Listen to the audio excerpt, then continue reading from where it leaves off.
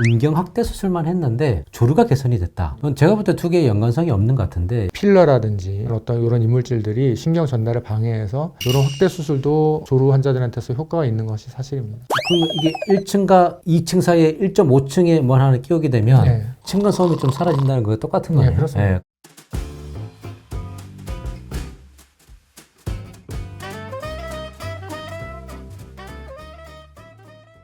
왜냐면 저도 이제 비뇨기과 한 뭐 거의 20년 정도 이 근무를 하고 있는데 예전부터 조루증은 항상 고민이었잖아요. 네. 근데 요즘은 20, 30대가 이 조루 때문에 너무 스트레스를 받아서 하는 경우가 있습니다. 왜냐하면 여자한테 좀 창피당하고 부부 관계에 굉장히 좀 작아지는 빨리 차장해서 너무 미칠 것 같아요 하고 많이 찾아오시거든요. 예, 조루는 뭐 생각보다 굉장히 많이 네. 찾아오는 질환 중에 하나인데요. 뭐 명백한 어떤 정의보다는 이게 약간 주관적인 거기 때문에 사정이 될 때까지 시간이 너무 짧아서 본인이나 뭐 파트너나 성적으로 만족을 못 한다든지 아니면은 뭐 심지어는 사정하는 것 자체를 못 느낄 정도로 빠르게 사정한다든지 하는 상태를 얘기하는 겁니다. 그런데 이게 반복되면 반복될수록 심리적으로 굉장히 부담스러워지고 그러면 결국에는 조루 때문에 발기부전까지 오는 경우도 네네. 많거든요. 그래서 빨리 치료해야 되는 게 좋습니다.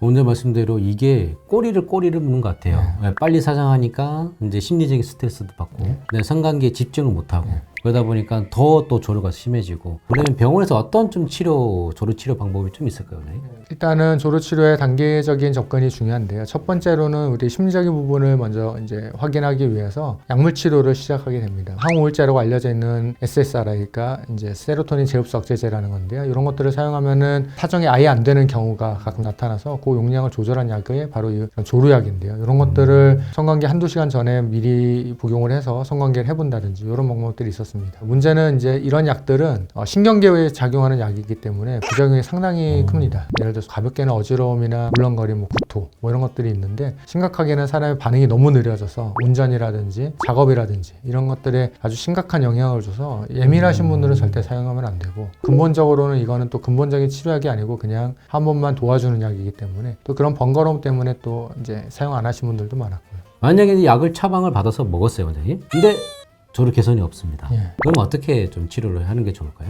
뭐 말씀하신 대로 약이 효과가 없다든지 아니면 부작용이 너무 커서 사용하기 어려우신 분들은 당연히 이제 수술을 고민하게 되는데요. 가장 기본적인 조루 수술은 배부신경 차단술이라고 해서 성기에 있는 어떤 감각신경 일부를 절제를 해서 감각을 무디게 만들어주는 겁니다. 이게 아주 1차적이고 간단한 수술이기 때문에 많이들 하시는데요. 이제 문제는 제일 크게는 효과가 좀 떨어진다든지 아니면은 너무 많이 신경을 절제할 경우에 감각이 너무 무뎌지거나 회복되는 과정에서 좀 이상 감각을 만드는 경우가 아주 드물게 있습니다. 그래서 이런 조루신경통 같은 것들이 부작용을 따라올 수 있기 때문에 1차적으로는 시도해 볼 수 있겠지만은 그런 것들은 또 염두에 두시는 게 좋겠습니다. 이런 거 하게 되면 아고점도 신경통 여러 가지가 있어서 신경을 좀 끊는 걸 조금 두려워하시는 분이 있어요. 그래서 이제 여러 가지 이제 선배들도 많겠죠. 수술하시는 분도 이제 나는 신경 차단하지 않고 음경 확대 수술만 했는데 조류가 개선이 됐다.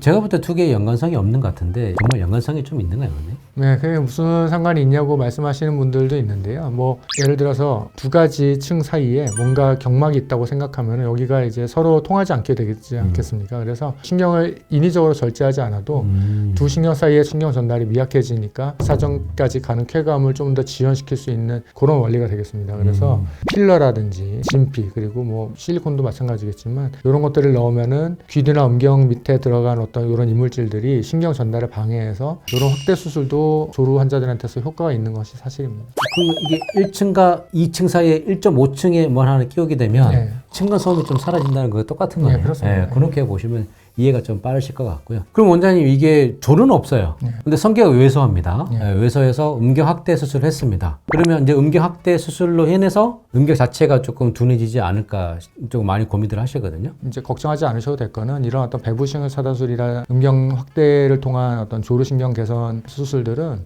신경을 완벽하게 차단하는 게 아니기 때문에 이런 지루가 오는 경우는 거의 없습니다. 왜냐하면은 차단할 수 있는 신경의 그런 개수에는 한계가 있고 또 하나는 아주 깊은 층에 있는 백막 속에 있는 어떤 감각신경은 이런 수술로는 절대로 차단할 수가 없습니다. 왜냐하면 방막을 여는 순간 이제 너무 큰 문제가 생기기 때문에 그리고 백막은 일부러 열라고 하지 않는 이상은 열 수도 없거든요. 그래서 이런 지루가 수술로 유발되는 그래서? 경우는 저는 아직까지는 한 번도 한 번도 경험해 없다. 본 적은 없습니다. 눈에 보이는 신경을 다 쳐내도 눈에 보이지 않는 신경이 더 많다.